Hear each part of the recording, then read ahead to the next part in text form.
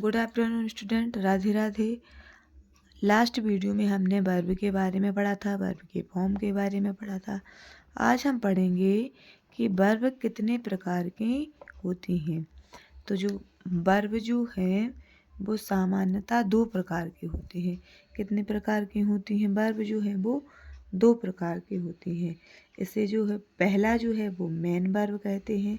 Main verb जो कि हम लास्ट वीडियो में पढ़ चुके हैं। और सेकंड जो है जिसको कहा जाता है ऑक्सिलरी वर्ब। ऑक्सिलरी वर्ब और इनके जो रूप हैं उसमें से हम पढ़ेंगे ऑक्सिलरी वर्ब में ही। तो इसमें ऑक्सिलरी वर्ब के बारे में हम पढ़ेंगे। वर्ब दो प्रकार की होती हैं, main verb, auxiliary verb. Auxiliary verb में ही इसका एक टाइप है मॉडल ऑक्सिलरी वर्ब।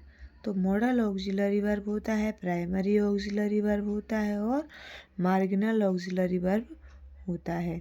जिसमें जैसे मॉडल में हम पढ़ते हैं can, could, may, might, shall, should, will, would, must और टू का प्रयोग जो है वो पढ़ते हैं।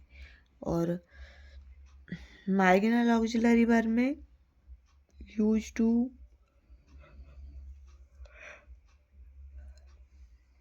नीड और डेयर का यूज करते हैं। तो इसमें हम थोड़ा मॉडल ऑक्सिलरी वर्ब के बारे में देख ले रहे हैं कि मॉडल ऑक्सिलरी वर्ब में किस चीज़ के बारे में पढ़ते हैं। तो मॉडल ऑक्सिलरी वर्ब में पहले तो कैन, इसी का पास्ट फॉर्म होता है कुड, मी और इसी का पास्ट फॉर्म होता है माइट, सेल,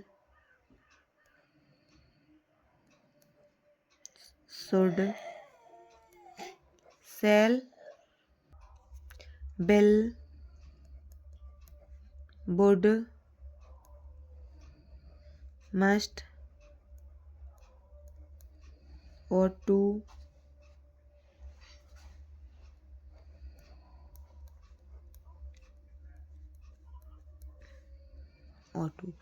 ये कहलाते हैं मॉडल ऑक्सिलरी वर्ब, जो कि जिसमें जो है वो कैन, मे और मस्ट और टू। 10th और 12th क्लास के एग्जाम में 100% इसमें से क्वेश्चन जो है वो आता है। इसका बेसिक मीनिंग समझने की कोशिश करते हैं कि इसका यूज कहाँ होता है। जैसे कैन का मीनिंग निकलता है सकता है। क्या निकलता है? सकता है। कुड का निकलता है सकता था, इसी का पास्ट फॉर्म है। और मे का भी निकलता है सकता है। माइट का निकलता है सकता था। इसका गा गी गे से निकलेगा। शुड मतलब चाहिए भी होता है और गागी गे के सेंस में भी इसका अर्थ निकलता है। विल मतलब ही विल गो देयर, वह वहाँ जाएगा। गागी गे के सेंस में निकलता है। और जो वुड है वो अनरियल कंडीशन में भी इसका यूज होता है। इसका भी गा गी गे के सेंस में निकलता है। मस्ट मतलब होता है चाहिए और ought to मतलब भी होता है चाहिए। तो मस्ट में होता है अवश्य ही चाहिए, अवश्य चाहिए। और ऑर्डर टू जो है वो इसका यूज हम करते हैं चाहिए के लिए। तो बेसिकली ये इसके मीनिंग है। अब हम इसको डिटेल में पढ़ेंगे कि कैन कब लगाते हैं। जहाँ पर कैपेसिटी और कैपेबिलिटी की बात होती है, एबिलिटी की बात होती है, वहाँ कैन लगाते हैं। मे है परमिशन डिजायर के लिए मे लगाते हैं। तो इसको हम थोड़ा डिटेल में पढ़ेंगे। तो सबसे पहले कुछ ऑक्सिलरी वर्ब के बारे में जान लेते हैं कि ऑक्सिलरी वर्ब का यूज कहाँ और कैसे होता है। तो some facts about auxiliary verb, इसका हम हेडिंग डालेंगे कि some facts of auxiliary verb. Auxiliary verb के बारे में सम फैक्ट्स हम पढ़ेंगे। तो रूल नंबर फर्स्ट तो यही है कि इसका प्रयोग मेन वर्ब की तरह ना होकर हेल्पिंग वर्ब की तरह होता है। इसका प्रयोग जो है वो हम मेन वर्ब की तरह नहीं करते, मेन वर्ब की तरह ना होकर हेल्पिंग वर्ब की तरह करते हैं। कैसे करते हैं? मेन वर्ब की तरह ना होकर हेल्पिंग वर्ब की तरह करते हैं। कैसे करते हैं? हेल्पिंग वर्ब की तरह होता है। जैसे हमने बोला कि you can help me, example लिखा, यू कैन हेल्प मी। तो यू क्या है इधर? सब्जेक्ट है। हेल्प क्या है? मेन वर्ब है। मी क्या है? ऑब्जेक्ट। तो जो कैन है वो इज एम आर की जगह पर यूज हो रहा है, मतलब ये क्या है आपका? Helping verb. क्या है? Helping verb. तो इनका जो प्रयोग है वो हम मेन वर्ब की तरह ना करके हेल्पिंग वर्ब की तरह करते हैं। जैसे कि सेकंड एग्जाम्पल है कि it may rain today. It may rain today. तो रेन मतलब होता है बारिश होना। इट सब्जेक्ट है, मे हेल्पिंग वर्ब है, और रेन जो है वो मेन वर्ब है, और टुडे मतलब आज की बात हो रही है इसमें। तो मेन वर्ब की तरह काम ना करके जो ऑक्सिलरी वर्ब होती हैं, जो मॉडल्स होते हैं, वो किस तरीके से काम करते हैं? हेल्पिंग वर्ब की तरह काम करते हैं। जैसे रूल नंबर सेकंड है इसमें कि ऑक्सिलरी वर्ब के कोई ING means first, second, third, fourth, S E S वाले फॉर्म नहीं होते हैं। इनके कोई रूप नहीं होते हैं। सरल शब्दों में लिखें हम कि इनके कोई रूप नहीं होते हैं।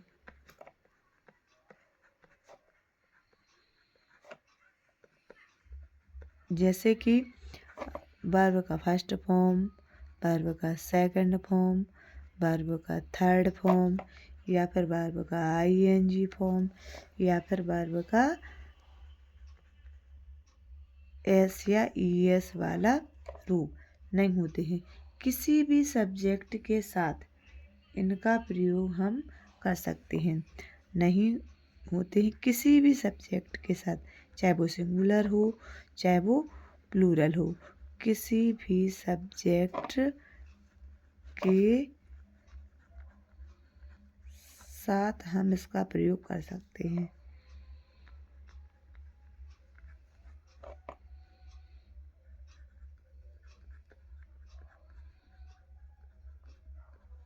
जैसे कि एग्जाम्पल समझ लेते हैं इसका। मोस्ट आईएमपी फैक्ट हैं जो आपको पेपर में हेल्प करेंगे। आई के साथ भी कैन लगा सकते हो आप, बी के साथ भी कैन लगा सकते हो आप, और जो है वो ही के साथ भी कैन लगा सकते हो। इसमें एस या ई एस या आई एन जी वाला कोई फॉर्म नहीं होता है। I can speak English, I can speak English, we can speak English, जो है ही कैन स्पीक इंग्लिश। ऐसा नहीं है कि जैसे हम टेंस में पढ़ते हैं कि यह सब्जेक्ट सिंगुलर होगा तो एस या ई एस लगाएंगे, इसमें ऐसा कुछ नहीं है। चाहे वो सब्जेक्ट आई हो तो भी कैन लगाएंगे, बी हो तो भी कैन लगाएंगे, और ही हो तो भी कैन लगाएंगे। इसके रूप में फॉर्म में कोई चेंजेस नहीं होता है। और रूल नंबर थर्ड है इसमें कि इसमें जो है वो एक वर्ब को टू से नहीं जोड़ते हैं। मतलब सरल शब्दों में अगर हम कहें कि मॉडल को टू से जोड़कर नहीं लिखते, टू से जोड़कर नहीं लिखते हैं, नहीं लिखते हैं। जैसे हमने बोला था कि आई कैन गो, मैं जा सकता हूँ, आई कैन गो, तो कैन रखा और डायरेक्ट गो रख दिया।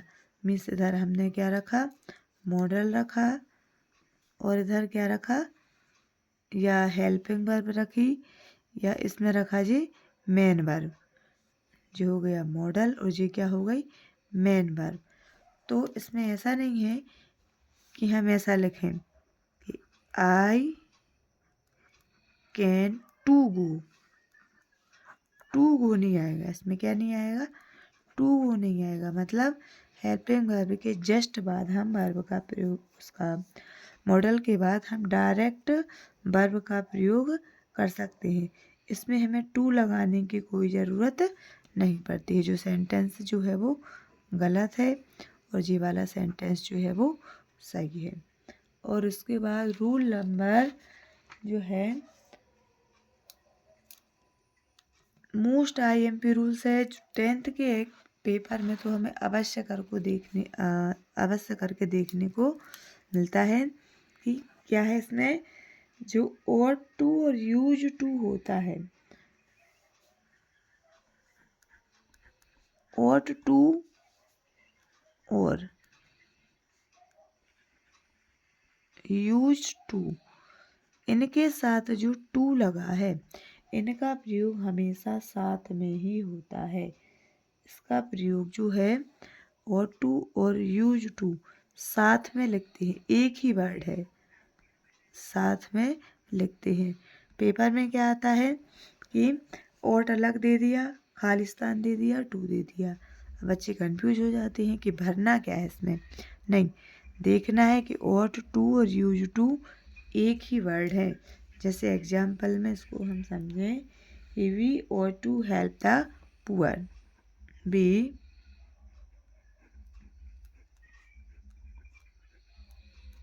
ought to help the poor, तो ought to एक ही वर्ड है। इसको हम ऐसे नहीं लिखेंगे कि B ought help to poor, नहीं, ought to जो है वो एक ही वर्ड है, इसलिए इसको ought to लिखेंगे, ought अकेला नहीं लिखा जाएगा। ये वाला जो सेंटेंस है वो गलत है और ये वाला जो सेंटेंस है वो सही है। तो आई होप इसके बहुत सारे रूल्स हैं, वो नेक्स्ट वीडियो में हम डिस्कस करेंगे, और मॉडल ऑक्सिलरी वर्ब को डिटेल में पढ़ेंगे कि इसका प्रयोग कहाँ कैसे किया जाता है। और अगर आप लोगों को वीडियो अच्छी लगी हो तो लाइक शेयर एंड सब्सक्राइब करें। Thank you.